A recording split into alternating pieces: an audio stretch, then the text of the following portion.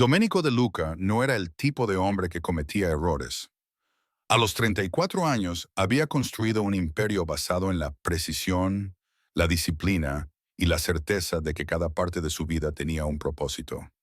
De Luca Holdings, hoteles, restaurantes, proyectos de construcción que remodelaron el horizonte de la ciudad, era la cara legítima de un legado que en su día había prosperado en las sombras.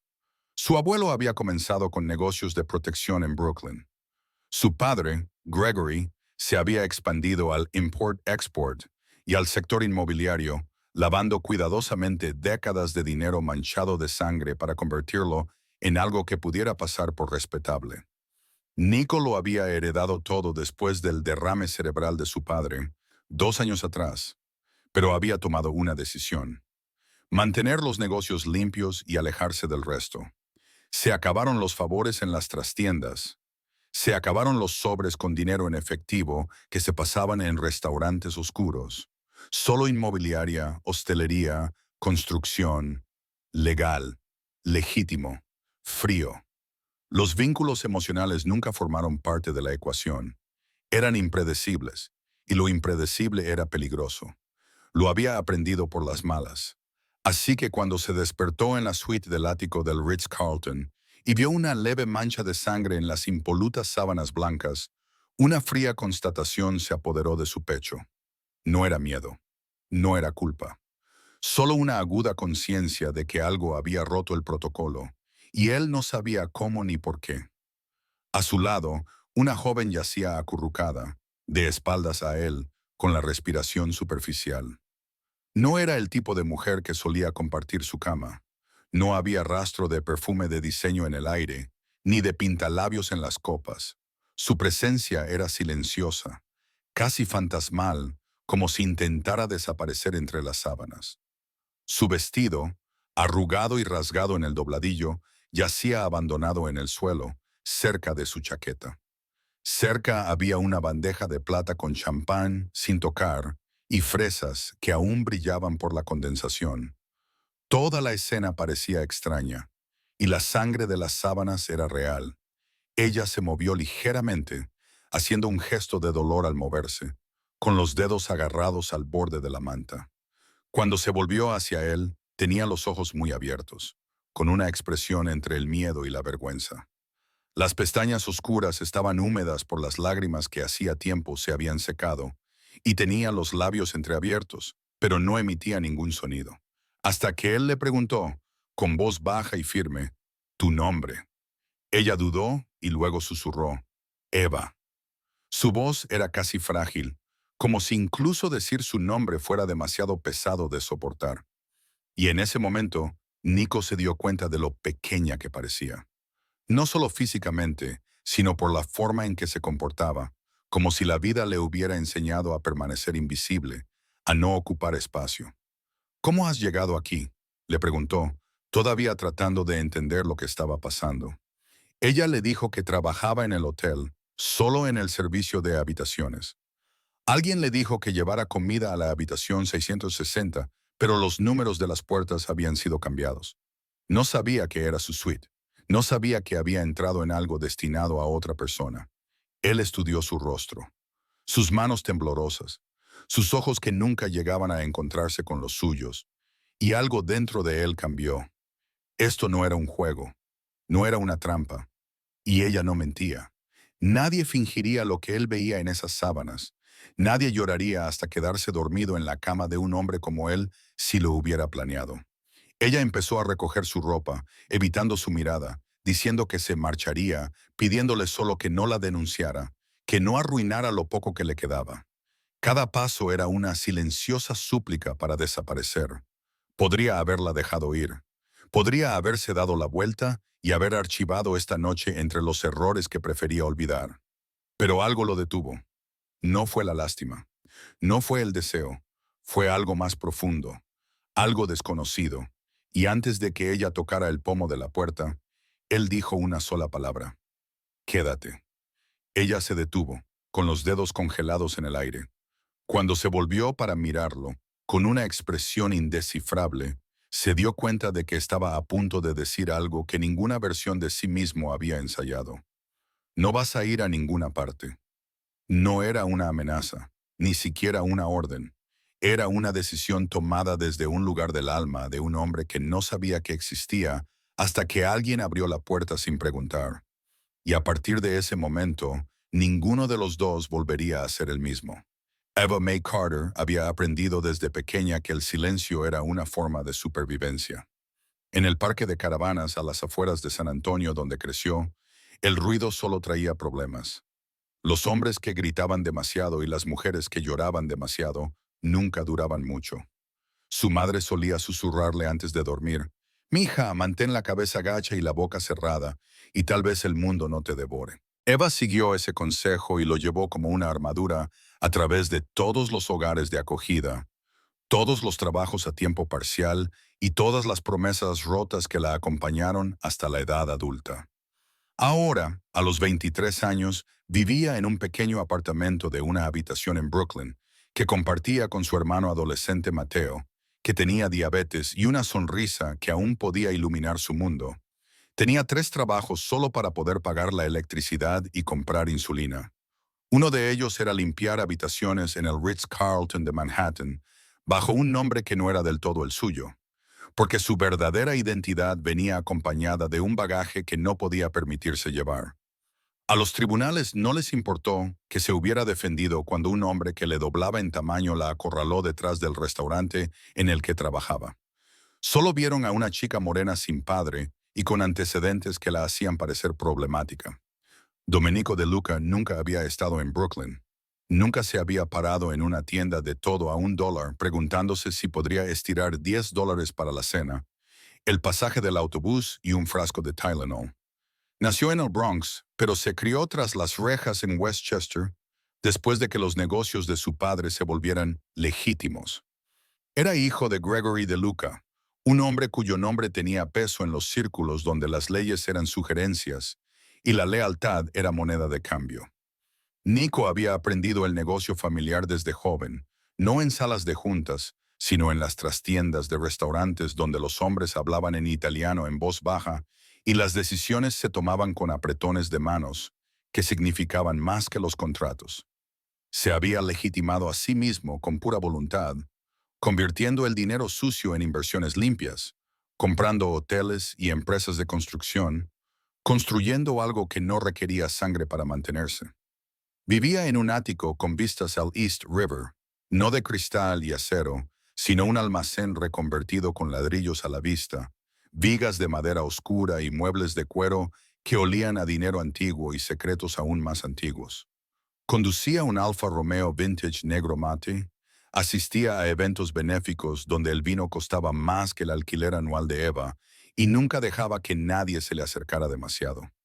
No por miedo, sino porque los sentimientos eran impredecibles, y lo impredecible era peligroso. Aún así, no era cruel, solo preciso. Le gustaba el orden, los sistemas, los límites, y lo que ocurrió aquella noche con Eva no encajaba en ninguno de ellos. Incluso ahora, días después, se encontraba distraído por el recuerdo de sus ojos.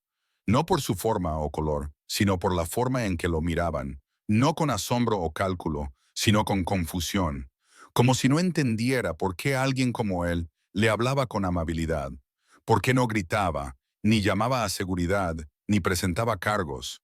La había buscado, por supuesto, o lo había intentado, pero el nombre que ella le había dado no aparecía en ningún registro oficial de empleados, y eso le inquietaba. No porque pensara que ella mentía, sino porque significaba que tenía algo que ocultar. Y a Nico no le gustaba lo que no podía definir.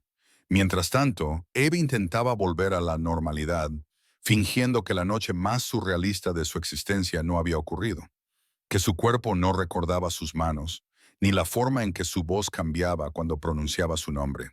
Evitaba las plantas del Ritz, donde estaban las suites de lujo, cambiaba turnos con una compañera de trabajo para quedarse en limpieza en lugar de en el servicio de comidas. Pero no sirvió de nada, porque cada vez que cerraba los ojos, lo veía sentado en esa cama, sin camisa, confundido y de repente amable. Sabía que tenía que mantenerse alejada, no solo porque él pertenecía a un mundo en el que ella no podía sobrevivir, sino porque los hombres como él no daban segundas oportunidades. Y las mujeres como ella no tenían cuentos de hadas. No necesitaba que él la compadeciera y, desde luego, no necesitaba su caridad. Lo único que necesitaba era pasar desapercibida hasta que ahorrara lo suficiente para sacar a Mateo de la ciudad, a algún lugar con árboles, sol y colegios que no olieran a moho. Pero el destino, o quizá algo más peligroso, tenía otros planes.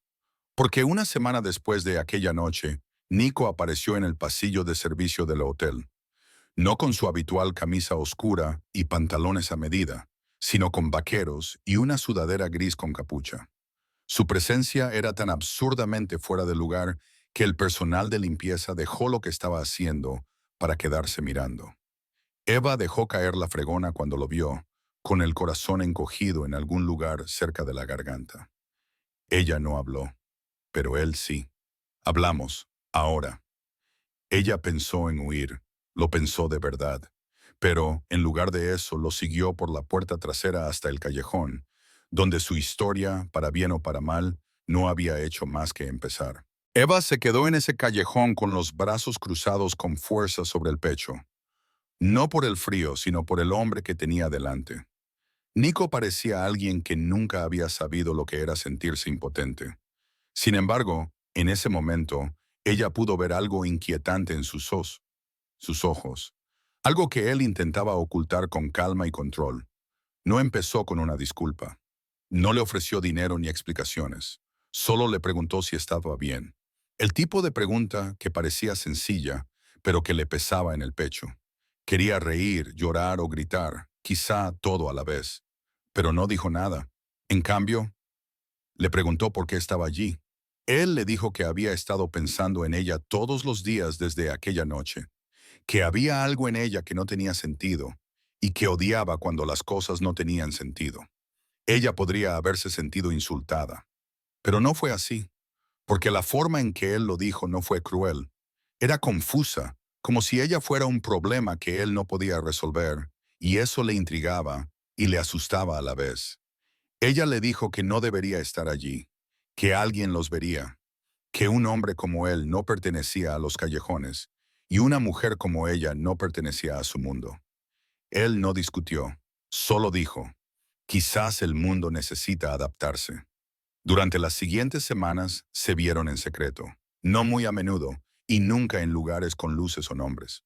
Nico encontraba la manera de estar en los pasillos traseros del hotel, a veces fingiendo inspeccionar propiedades que le pertenecían, a veces simplemente esperando en silencio hasta que ella se fijaba en él.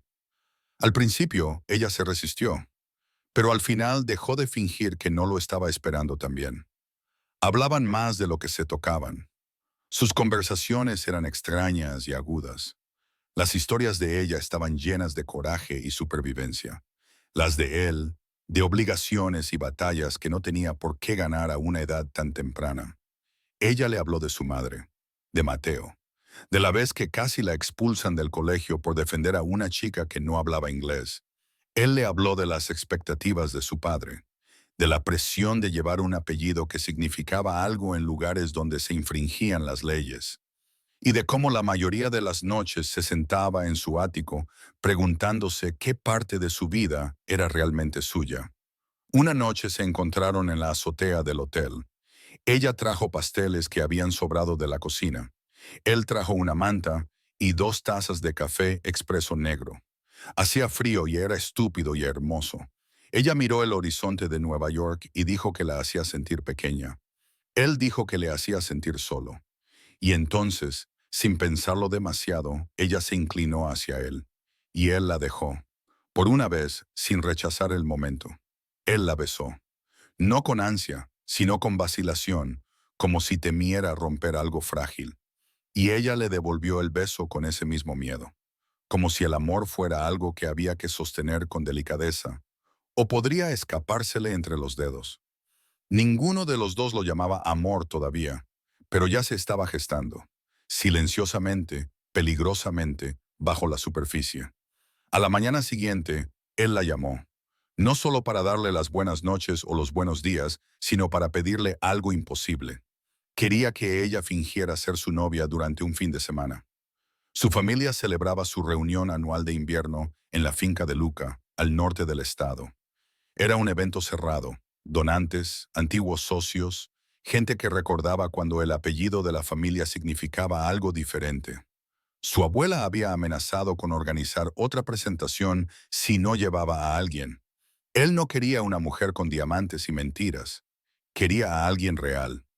Eva se rió al principio, pensando que bromeaba.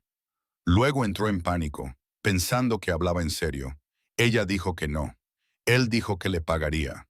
Ella dijo que esa no era la cuestión. Él dijo que no se trataba de dinero. Se trataba de confianza. Que no confiaba en nadie más para estar a su lado sin fingir. Y que ella no tenía que ser nadie más que ella misma. Lo cual era lo más peligroso. Ella dijo que sí, solo porque las facturas médicas de Mateo estaban aumentando y acababan de despedirla de su segundo trabajo. Empaquetó el único vestido decente que tenía, le pidió prestados unos zapatos de tacón a una compañera de trabajo y viajó en silencio junto a Nico en la parte trasera de un todoterreno negro por carreteras nevadas bordeadas de pinos y muros de piedra. La finca de Luca parecía sacada de otro siglo. Construcción de piedra, ventanas altas, hileras de viñedos visibles en la distancia y personal que se movía como sombras. Su abuela la recibió con fría cortesía. Su prima la miró como si fuera una pieza de museo. Y su padre, parcialmente recuperado del derrame cerebral, la examinó con una expresión que decía que sabía exactamente de dónde venía y que no lo aprobaba. Eva se mantuvo firme, sonrió educadamente, y se mantuvo cerca de Nico, que nunca se alejó de su lado a menos que tuviera que hablar. E incluso entonces no dejaba de mirarla, como para comprobar que no había desaparecido. Ella desempeñó bien su papel, no porque quisiera impresionar, sino porque había sobrevivido toda su vida. Y esto era solo otro tipo de campo de batalla. Esa noche, después de los discursos y el vino, después de las conversaciones que apenas seguía, Nico le tomó la mano y la llevó a la biblioteca, una sala tranquila con techos altos y libros más antiguos que la mayoría de las escuelas públicas. Se sentó, la atrajo suavemente hacia su regazo y le dijo, «Gracias, no solo por venir, sino por no huir». Ella lo miró de verdad y vio al niño que había debajo del hombre. Alguien cansado y en busca de algo. Alguien que quería ser visto. Le preguntó por qué ella, de entre todas las personas. Y él respondió, porque me hace sentir que me he ganado algo. No lo he heredado. No lo he comprado. Me lo he ganado. Y en ese momento se dio cuenta de que ya no estaba fingiendo. De vuelta en su habitación esa noche, se miró al espejo y no vio a una chica pobre ni a una empleada doméstica. Vio a alguien digno de ser amado, y eso la aterrorizó más que nada en el mundo. La mañana siguiente comenzó como si fuera otra vida. Eva se despertó en una habitación de invitados más grande que todo su apartamento. Las sábanas eran más suaves que cualquier otra cosa que hubiera tocado jamás. La luz del sol entraba por las altas ventanas enmarcadas por pesadas cortinas. Se movía despacio, en silencio, temerosa de que, si hacía demasiado ruido, la ilusión se rompiera. Pero nadie vino a decirle que no pertenecía a ese lugar. Encontró a Nico en la cocina, vestido con un jersey oscuro y sirviéndose un espresso como si fuera algo que hiciera todas las mañanas, no como un hombre que pertenecía al mundo de los negocios y los legados peligrosos, solo como un hombre. Él sonrió cuando la vio, una pequeña sonrisa sincera que le oprimió el pecho. Se sentó, aceptó el espresso y por un breve instante se permitió creer que tal vez, solo tal vez, aquello podía ser algo más que una fantasía prestada. Esa ilusión no duró mucho. Después del desayuno, Nico se marchó para atender una llamada. Eva deambuló por la finca, esperando evitar miradas curiosas. Terminó cerca de un largo pasillo lleno de retratos, antepasados de los de Luca y fotografías antiguas de otra época. Al final del pasillo había un hombre mayor con un bastón, alto, de mirada penetrante y claramente esperándola. Cuando se presentó como Thomas de Luca, tío de Nico y antiguo asesor de la familia, su tono fue agradable pero frío, como el hielo en el whisky. Le preguntó dónde había crecido, a qué se dedicaban sus padres, cuánto tiempo llevaba trabajando en el Ritz. Preguntas que pretendían parecer educadas, pero que le parecían cuchillos bajo la piel. Ella respondió lo mejor que pudo, eligiendo qué verdades omitir, pero él no quedó satisfecho. Le dijo que le recordaba a alguien, a una mujer que había venido a la finca hacía décadas, afirmando estar enamorada de su hermano. Dijo que las mujeres como ella tenían la costumbre de aparecer de la nada, aferrándose a hombres poderosos, siempre con una historia triste y una voz suave, y que al final siempre desaparecían, dejando a su paso un rastro de daño. Eva no respondió, no se inmutó, solo le miró a los ojos y le dijo que no tenía intención de hacer daño a nadie. Solo estaba allí para pasar el fin de semana. Se marcharía pronto. Él asintió, sonrió sin calidez y dijo que esperaba que cumpliera su palabra. Esa noche, Eva se quedó sola en un balcón de piedra, con el viento frío azotándole los brazos desnudos. Se había arreglado para la reunión. Llevaba un vestido prestado y un sencillo collar que Nico insistió en que se pusiera. Parecía alguien de su mundo, pero se sentía como un fantasma que vagaba por él. Cuando Nico se unió a ella, no sonrió. Le preguntó si realmente creía que esto podría funcionar, si entendía lo que gente como su tío veía cuando la miraban. Él le dijo que no le importaba, que no vivía para obtener su aprobación. Pero ella vio algo brillar en sus ojos, una vacilación, una carga. Al día siguiente, regresaron a la ciudad, de vuelta al ruido y la rutina. Pero ahora las cosas eran diferentes. Sus conversaciones eran más tranquilas, sus caricias más cuidadosas. Y Eva supo que algo había cambiado. No solo en él, sino también en ella. Empezó a investigar de nuevo. Buscó nombres que había evitado durante años, documentos del juicio, viejas noticias, rumores de gente que conocía a su madre, y encontró algo que no esperaba. Su madre había trabajado como traductora para un equipo de investigación contratado por el ejército, un equipo financiado por DeLuca Holdings. Su madre había muerto en un accidente el año en que Eva cumplió 10 años. Un accidente que, según le habían dicho a Eva, fue fortuito. Pero ahora, leyendo entre líneas, no parecía fortuito en absoluto. Una noche, tarde, se enfrentó a Nico. Su voz era tranquila, pero le temblaban las manos. Le contó lo que había descubierto, cómo su empresa aparecía en documentos relacionados con el proyecto en el que trabajaba su madre. Cómo quería creer que era una coincidencia, pero nada de esto le parecía accidental. Nico no lo negó. En cambio, se sentó, en silencio, mirando su teléfono como si pudiera explicar algo.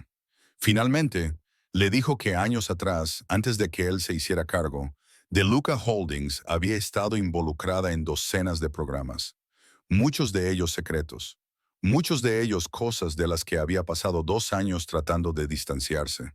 Dijo que no conocía los detalles de todos los proyectos, pero prometió averiguarlo. Durante los días siguientes, movió los hilos, exigió archivos, superó la resistencia interna hasta que una carpeta aterrizó en su escritorio, sellada y marcada como confidencial. Dentro había transcripciones, informes y una foto que le heló la sangre. Una mujer con bata de laboratorio, sonriendo, de pie junto a su padre. La leyenda decía, María Elena Carter, lingüista y contratista civil. Llevó la carpeta a Eva. No dijo nada, solo se la entregó. Ella la abrió lentamente. Sus ojos la escudriñaban, sus manos temblaban. Y cuando vio la foto, se desplomó en la silla más cercana. No porque no lo creyera, sino porque siempre había sabido que había más detrás de la muerte de su madre de lo que nadie le había contado. Nico la observaba sin saber qué hacer. Una parte de él quería abrazarla, arreglarlo. La otra parte sabía que no podía arreglarlo, no podía deshacer la historia. Lo único que podía hacer era ser sincero. Le dijo que su padre quizás sabía más, que quizá había ocultado cosas para proteger a la familia. Pero si eso era cierto, él no lo protegería. Esta vez no.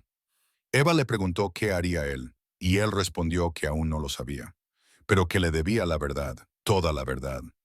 Aunque le costara todo, ella no le dio las gracias. No lloró, solo asintió con la cabeza. Y ese asentimiento significaba más que 1000 palabras, porque significaba que no se marchaba. Todavía no, pero el pasado no había terminado con ellos. Una noche, Eva regresó a su apartamento y encontró la puerta entreabierta. Dentro, Mateo estaba a salvo pero conmocionado. Alguien había estado allí. Los archivos de su cajón habían desaparecido. Y alguien había garabateado un mensaje en el espejo con lápiz labial rojo. Vete mientras puedas. Cogió a Mateo y huyó a casa de una amiga. Llamó a Nico. Le contó todo. En cuestión de horas, la trasladó a una residencia privada con seguridad. Dijo que era lo habitual, pero ella sabía que no era así. Alguien no quería que indagaran en el pasado. Cuanto más descubrían, más peligroso se volvía. No solo para su seguridad, sino también para su vínculo. Los secretos comenzaron a tirar de los hilos que los unían. Eva temía lo que pudiera salir a la luz. Nico temía que ella lo viera como un enemigo. Y, bajo todo eso, la verdad se cernía como una tormenta que ninguno de los dos podía escapar. Seguían viéndose en las horas tranquilas. Seguían abrazándose como si fueran algo frágil. Seguían fingiendo un poco más que el amor podía protegerlos. Pero ambos sabían en lo más profundo de su ser que el amor por sí solo podría no ser suficiente. La nieve había comenzado a caer de nuevo, espesa y pesada, cubriendo las aceras de Manhattan con un silencio pálido que resultaba engañoso, como si la propia ciudad intentara ocultar lo que hervía en su interior. Nico estaba de pie en su oficina, que no era una torre corporativa, sino un almacén reconvertido con ladrillos a la vista y vigas de madera oscura. La ciudad se extendía ante él a través de altas ventanas industriales. Abajo, las luces brillaban. Pero él solo podía pensar en Eva, no en cómo se veía con los vestidos prestados, ni en cómo su voz se suavizaba cuando pronunciaba su nombre, sino en cómo se sentó frente a él la noche anterior, con los ojos cautelosos, la mandíbula tensa, los dedos retorciéndose nerviosamente en su regazo mientras le preguntaba si estaban construyendo algo real o simplemente apoyándose el uno en el otro, porque el mundo exterior seguía intentando destruirlos. Él le había dicho que aún no lo sabía, y esa era la verdad. No porque no le importara, sino porque preocuparse era la parte fácil. Quedarse era más difícil. Quedarse significaba tomar decisiones que dejaban heridas, decisiones que creaban enemigos entre los seres queridos y destrozaban legados que habían tardado toda una vida en construir. La investigación interna que Nico había exigido estaba casi terminada. Un oficial de inteligencia retirado había confirmado que DeLuca Holdings había financiado el proyecto en el que trabajaba Maria Carter. No solo lo había financiado, sino que también lo había gestionado. Los documentos habían sido ocultados deliberadamente, protegidos por cláusulas de seguridad nacional. Pero ahora estaba claro que la investigación había incluido pruebas de campo con inmigrantes indocumentados. Y su muerte no había sido un accidente, sino un incidente silenciado tras un desacuerdo con altos asesores militares. Nico se enfrentó directamente a su padre, no con ira, sino con una calma definitiva que asustó incluso al anciano de Luca. Gregory no negó los documentos, en cambio, lo calificó de necesario, un servicio al país en un momento de necesidad, y dijo que si Nico quería deshacerse de la familia por una mujer a la que le habían pagado unos centavos por traducir, entonces tal vez no era lo suficientemente fuerte para llevar el nombre de De Luca. Nico no dijo nada, solo miró al hombre que lo había criado. Luego se dio la vuelta y salió de la habitación. Decidió allí mismo que nunca se dejaría dominar por la misma podredumbre que había construido su imperio. Regresó con Eva a última hora de la noche. Ella lo había estado esperando en el tranquilo apartamento que él le había conseguido, acurrucada en el sofá con una taza de té sin tocar. Mateo dormía en la habitación de al lado. Ella le preguntó qué había descubierto, y él le contó todo. No solo los hechos, sino también la fealdad que se escondía detrás de ellos, con voz baja y firme, sin edulcorar nada. Cuando terminó, ella lo miró fijamente durante un largo momento, antes de preguntar, ¿qué pasa ahora? Él dijo que iba a publicar los archivos, que la empresa aceptaría su responsabilidad y pagaría indemnizaciones. Ella le dijo que eso lo arruinaría, y él respondió que lo sabía. Ella le dijo que quizá no fuera suficiente, y él respondió que aún así había que hacerlo, porque su madre merecía justicia, porque ella merecía algo mejor, porque a veces la única forma de arreglar algo era romperlo primero. Al día siguiente, apareció una filtración anónima en Internet. A continuación, DeLuca Holdings emitió un comunicado en el que confirmaba la autenticidad de los archivos y anunciaba una reforma interna. La noticia se extendió como la pólvora por todos los medios de comunicación. Los inversores entraron en pánico, se cuestionaron las propiedades, los socios se distanciaron, pero Nico se mantuvo firme, concedió entrevistas, respondió a preguntas y nunca eludió la culpa. Cuando le preguntaron por qué lo había hecho, simplemente respondió, porque era lo correcto. Mientras tanto, Eva ya no se escondía. Se había inscrito en un programa universitario de defensa jurídica, con la esperanza de convertir su dolor en algo que pudiera ayudar a otros. Le contó a Mateo la verdad sobre su madre.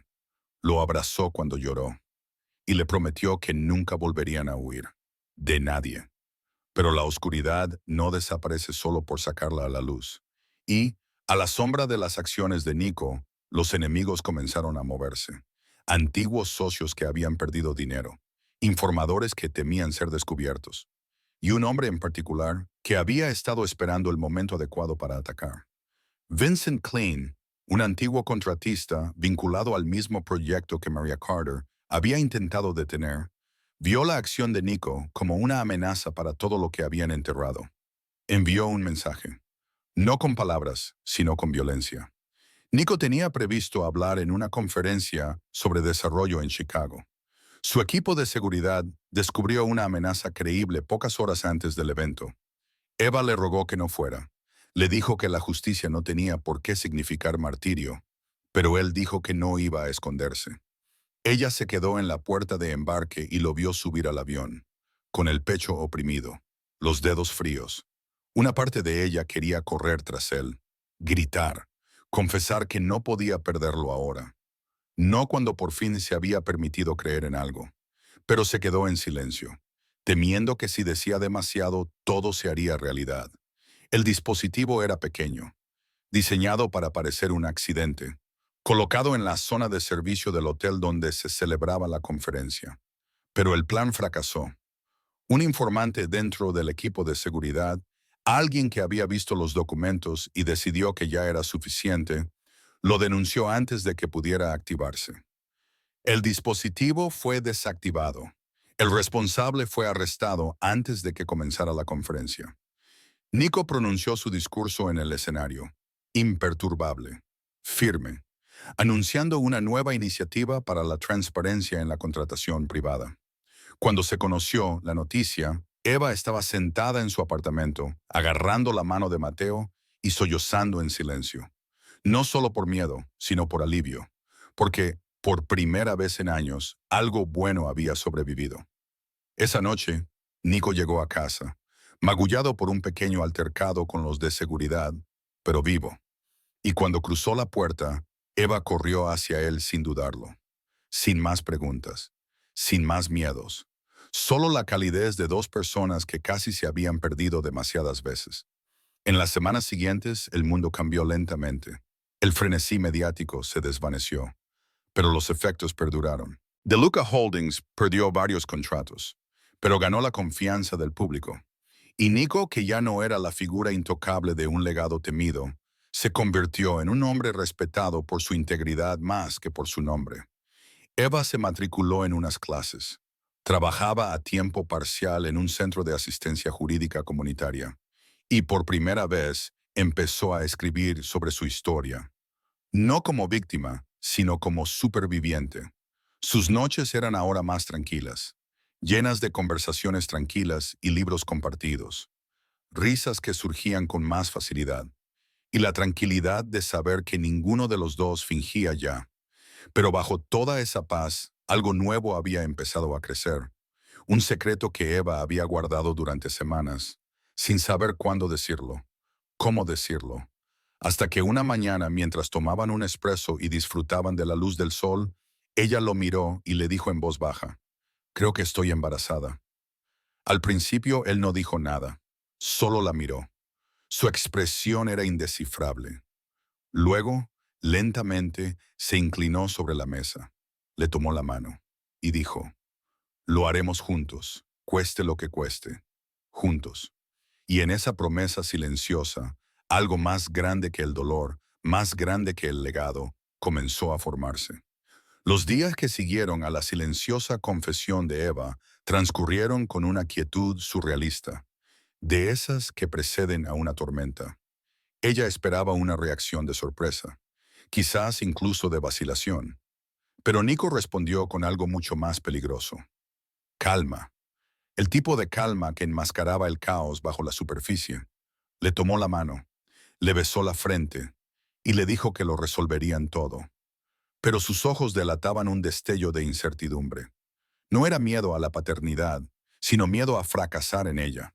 Había pasado toda su vida evitando el caos, gestionando el riesgo, y ahora se encontraba al borde de algo que ningún plan podía calcular.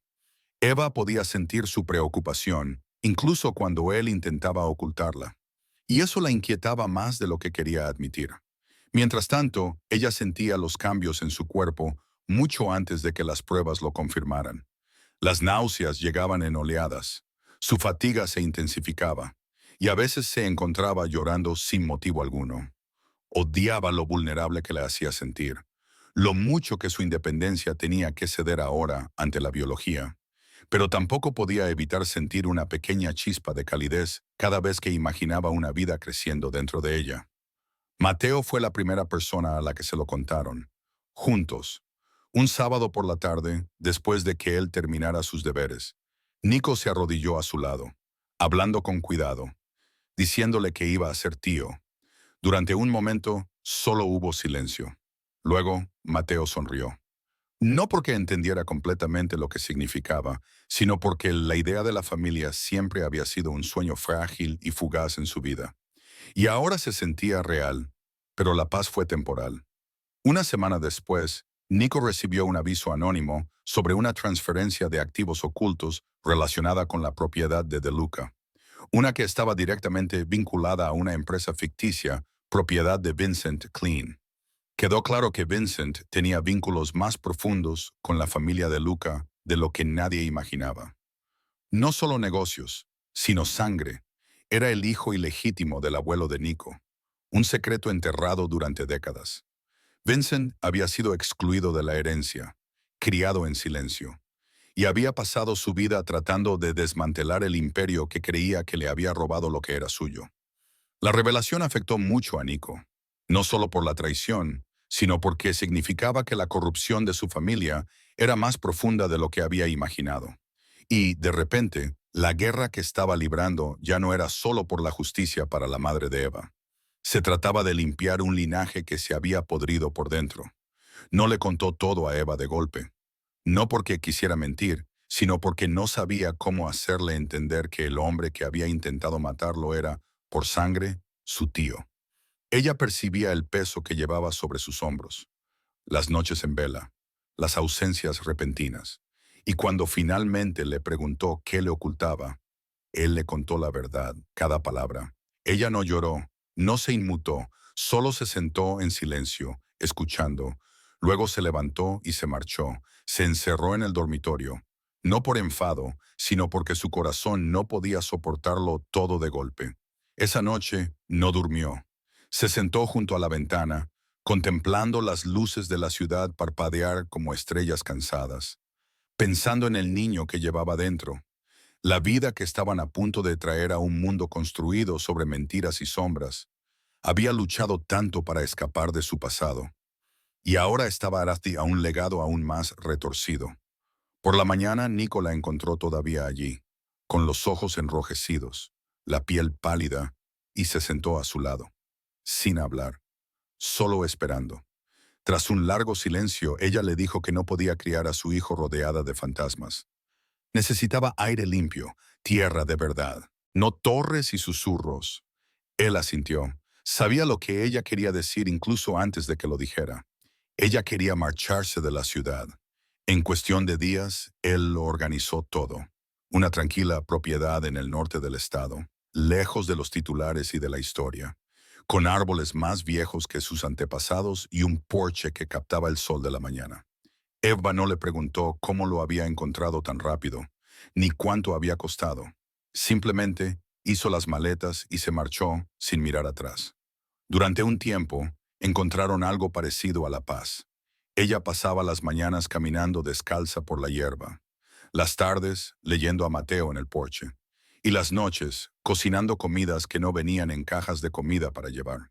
Nico trabajaba a distancia, redujo sus horas de trabajo, se centró en proyectos más pequeños con raíces limpias, y por primera vez comenzaron a soñar en voz alta, sobrenombres, colores para la habitación del bebé, y lo que significaría criar a un niño libre de vergüenza. Pero el pasado, como siempre, tenía otros planes. Una mañana, mientras Eva estaba en una revisión prenatal en la clínica cercana, Nico recibió un paquete sin remitente. Dentro había una sola fotografía, granulada, pero inconfundible. Una joven Eva, de apenas 15 años, de pie junto a un adolescente con la mano alrededor de su muñeca. El chico era el hijo de Vincent, y la foto había sido tomada la semana en que Eva denunció su agresión. En el reverso había unas palabras garabateadas. Tu chica perfecta también tiene secretos. La primera reacción de Nico fue la incredulidad, luego la ira, no hacia ella sino hacia el hombre que la había enviado, que claramente había estado indagando en su pasado, utilizando el trauma como arma. No la confrontó de inmediato. Esperó a que ella regresara. La observó reír con Mateo mientras desempacaban las compras, y se dio cuenta de que ya no podía llevar la foto en el bolsillo. Esa noche se la mostró. Al principio ella no dijo nada, solo se quedó mirando, paralizada. Luego tocó la foto con dedos temblorosos, con la respiración entrecortada, y, lentamente, le contó todo. Cómo ese chico había sido el primero en hacerle daño, cómo había intentado defenderse, pero nadie la creyó, cómo el sistema le había fallado, y cómo había enterrado todo eso muy profundamente, con la esperanza de que nunca la persiguiera en la vida que estaba tratando de construir. Pensó que él se marcharía, pero no lo hizo.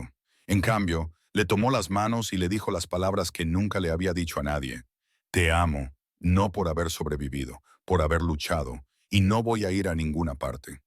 Por primera vez, Eva se derrumbó, no por miedo o vergüenza, sino por el peso abrumador de que le creyeran, de que la vieran, y lloró en sus brazos hasta que el pasado ya no tuvo la fuerza para interponerse entre ellos. Ese fin de semana, condujeron hasta la orilla del río, cerca del límite de la propiedad. Cavaron un pequeño agujero y enterraron la foto bajo un roble, sin discursos, sin grandes gestos. Solo silencio y la tranquila promesa de que su futuro no lo escribirían aquellos que intentaban borrarles. Se quedaron allí mucho tiempo después de que se levantara el viento, cogidos de la mano, sabiendo que el dolor siempre formaría parte de su historia, pero que nunca más sería el final. La primavera llegó lentamente al valle del Hudson, suave, verde y llena de segundas oportunidades. Los árboles fuera de su porche florecieron uno a uno. Los pájaros regresaron con sus tranquilos cantos, y el mundo, por una vez, pareció exhalar. Eva se movía ahora con más cuidado, su vientre redondo y lleno de vida.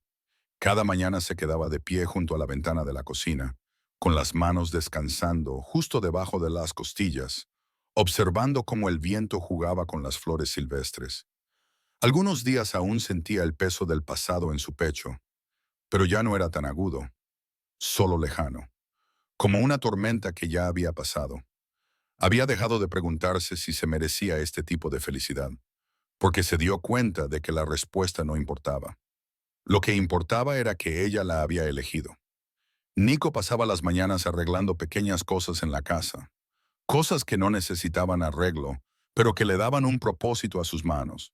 Por las tardes, trabajaba en un fondo sin ánimo de lucro dedicado a apoyar a víctimas de procesamientos injustos y casos legales con poca representación. Fue idea de Eva. Pero él insistió en que ella fuera cofundadora. Ella intentó discutir, pero él le recordó que su historia no era solo dolor, era poder. Y si iban a criar a un niño en un mundo lleno de sistemas rotos, al menos le enseñarían lo que significaba intentar cambiar algo. Mateo se adaptó más rápido de lo que nadie esperaba. Hizo amigos en la escuela local, trajo a casa dibujos de la familia con sonrisas desiguales y soles brillantes, y llamó al bebé Bean hasta que el apodo se quedó. Eva le enseñó a hornear desde cero, Nico le enseñó ajedrez, y juntos le enseñaron que la familia no se construía a partir de la sangre o la ley, sino de la elección. Un tranquilo domingo, con las nubes rodando lentamente sobre las colinas y el aroma de la canela en la cocina, Eva se puso de parto. No hubo pánico, solo un ritmo constante de respiración y movimiento. Nico permaneció a su lado. Su voz era el ancla que ella necesitaba. Las horas pasaron como minutos, y cuando llegó la niña, su hija, la colocaron en los brazos de Eva, roja y suave, llorando como si el mundo se hubiera atrevido a hacerla esperar. Eva lloró en silencio, no por el dolor, sino por algo más profundo, un amor tan grande que le dolía el pecho. Nico se colocó junto a ellas, con una mano en el hombro de Eva, con la otra acunando suavemente el diminuto pie de la vida que habían creado. Y en ese momento, nada más importaba. Ni el legado, ni los lazos de sangre, ni los titulares. Solo ellos. La llamaron Elena, en honor a la mujer que le había dado todo a Eva y que, a cambio, lo había perdido todo. Y cuando Eva susurró el nombre en la frente de su hija, sintió una paz que nunca había conocido.